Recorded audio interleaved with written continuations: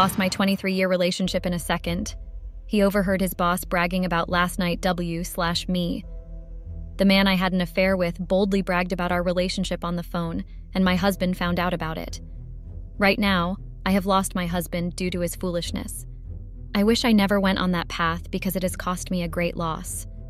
The friendship I built almost all my life is gone. My name is Eva, and I am 38 years old. I am a chef, and I own a small eatery. The name of my husband is David. David and I had been married for 8 years now, but we had known each other for over 23 years now. David is 40 years old. My husband works in estate management. The first time we met was when we were in high school. It was very much a love-hate meeting at first. I didn't like David because he was always surrounded with people. The most popular girls in school were always around him. So I never really liked that. I never really had an encounter with him in school up till one day I saw him crying after school. I didn't know what was wrong with him, and I wanted to make sure that he was okay. David opened up to me and told me that he had problems at home with his family. I felt for him because the divorce that his parents were having was taking a toll on him. I didn't know what that felt like because I had a happy home with my mother and father, so in love. That day I stayed with David and made sure he was okay before going home. From there, we became friends. He could see me in school and we could talk and have lunch together. The people in school became surprised about our sudden friendship, but I never cared to explain it to them, and neither did he. I could always invite him to my house to eat, and he liked it. I introduced him to my family and everybody loved him. Our friendship continued to grow even after school. David was the type of guy that had everyone around him because he was good looking. He had girlfriends throughout the time we were together, and I never liked them. A few months after high school, we went to the same community college, and it was then I started developing feelings for my best friend. People who saw us together could mistake us being in a relationship, but he had always brushed it off. So I kept my feelings to myself because I didn't want to lose my friendship over it. Going forward, I became jealous of the attention he gave his girlfriends. It was getting too much for me. Anytime I was trying to take my mind off him by dating other people, he could scare the guys away. We graduated from school and everyone went their own way. We never lost contact because we could see each other back home whenever he came home for the holidays. David became a good businessman and I was happy for him. A few years back, we met in our hometown for Christmas holidays when our relationship grew beyond friendship. David and I were drunk, and one thing led to another, and we slept together. In the morning, I was feeling ashamed of myself because I had thought I had let myself and him down, but David had explained to me that he had feelings for me since high school, and he thought I didn't like him that way. I told him I had liked him even before we became friends. I just didn't know how to go about it because I was the type of girl he liked. We dated for a year and we got married. Our friends and family kept saying they knew we were going to end up together because of how close we were. It was a beautiful day for us. My mom, Beth, was always in support of everything I did, and he was happy I was getting married to the love of my life. She knew right from the beginning because I always told her everything. So she wasn't surprised when we started dating. After the wedding, we moved into our new house and we started our lives. 2 years into our marriage, David got a job back in our hometown and we had to move.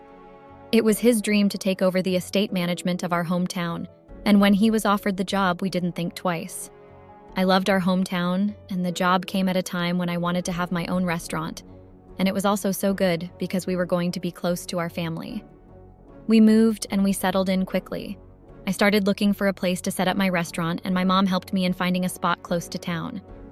David had resumed his position and he was settling him fine. Things were moving smoothly. David and I continued to go on dates when we had time, and at the end of the date, we could always come back home and sleep in each other's arms as our dreams came through. My mother could invite us to the house for dinner, and we could talk about how we were neglecting or denying our feelings back then. It was always funny. David's parents separated a long time back, and ever since he hadn't seen his mother. His father was around for a while, but he disappeared a few years back, and ever since he had been part of my family, and my parents treated him as if he was their own son. It wasn't long I was able to set up my restaurant in town, and because I was a known chef, people were ready to start trying out my dishes. I opened the restaurant with a lot of local people there, and my business kicked off. Business was moving fine. My husband and I could eat at my restaurant and spend time together before we got back to work. David was also bringing in his clients to my restaurant to have meetings during the day, and also his colleagues usually come around for lunch and dinner. They usually praise me for being such a good chef. The friends I had when we were in school, we reconnected and we started moving together again. Most of us are married now, and we usually meet together to gossip and talk about the latest things happening in town. We went on spa dates, we went on trips together. They had always talked about how shocked they were that I married my best friend, and also because they never saw it coming. But only one of them knew my real feelings, and that was Ruth, my best friend. She was there for me anytime I could cry seeing David with other girls, and so because of that, we understood each other so well. It was really good to be back home after a while. It was a bright morning after we had rain throughout the night, and David and I were getting ready to start the day.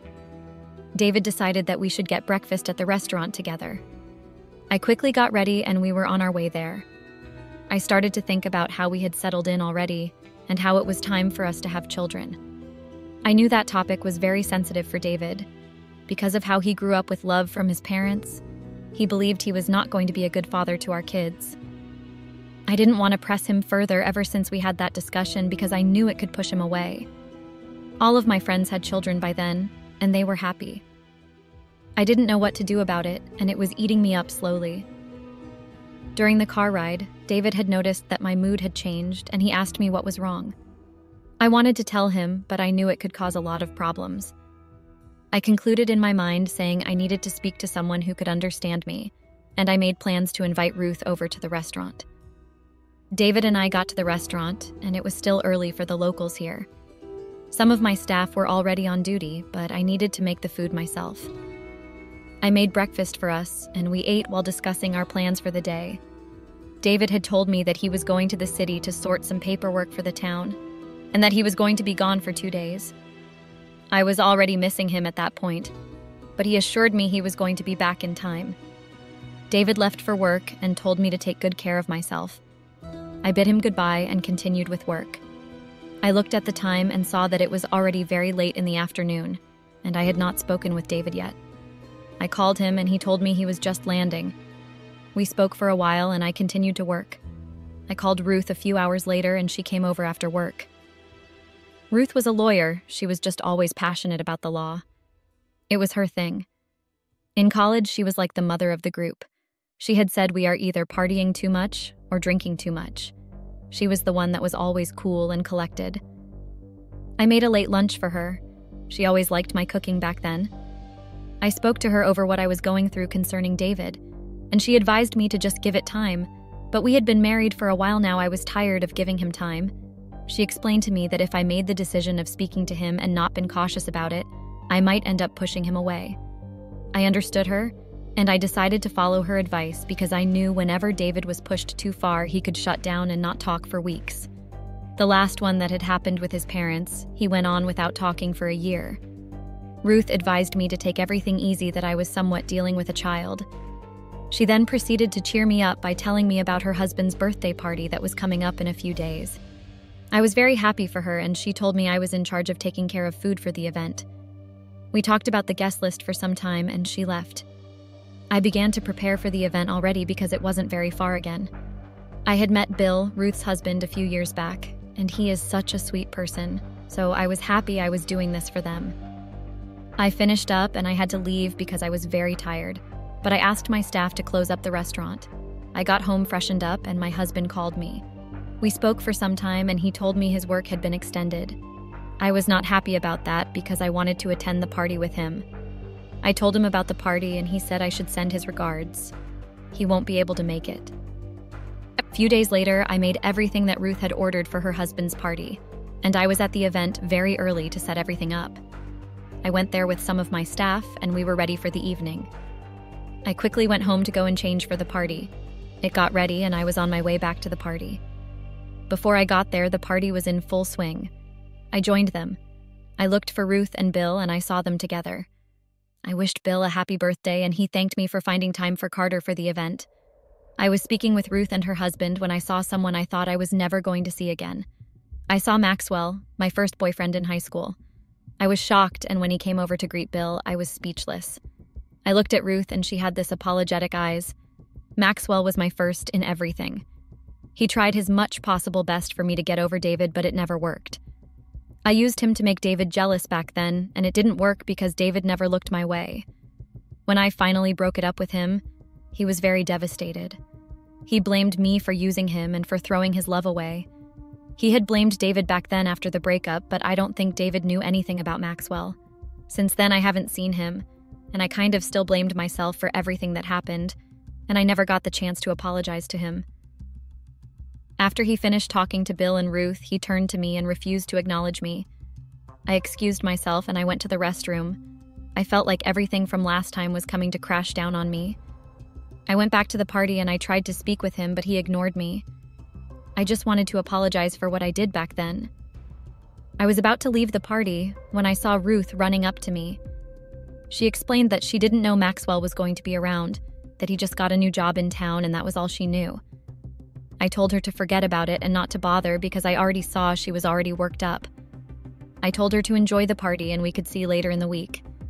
I got home and I went straight to bed. I left the party because I knew my staff would take care of things. David called me and we talked on the phone. I didn't tell him about Maxwell because I knew there wasn't anything to tell. He told me he was coming back the following day and I looked forward to seeing him. I slept off thinking and praying that David and Maxwell's path do not cross in this small town. Because I do not want any trouble, but I had it in mind that I needed to apologize to him as soon as possible. It's been a few days and David had returned. He went to the office and he was informed that his boss was transferred to another state and she had been replaced by another person. David told me he hadn't seen his new boss and he was hoping the new boss should be someone that saw how much passion he had for his community. David and I got ready and he drove me to the restaurant. He quickly left, saying today was the day his new boss was resuming and he needed to be there on time. We said our goodbyes and he left. I got to work and we began serving our customers. The local people in my community are very lovely. They often have nice reviews about my food and some of them bring fresh veggies for me once in a while. This was what I loved about this town. I was arranging orders in the kitchen when one of my waitresses came and said that a customer wanted to thank me in person.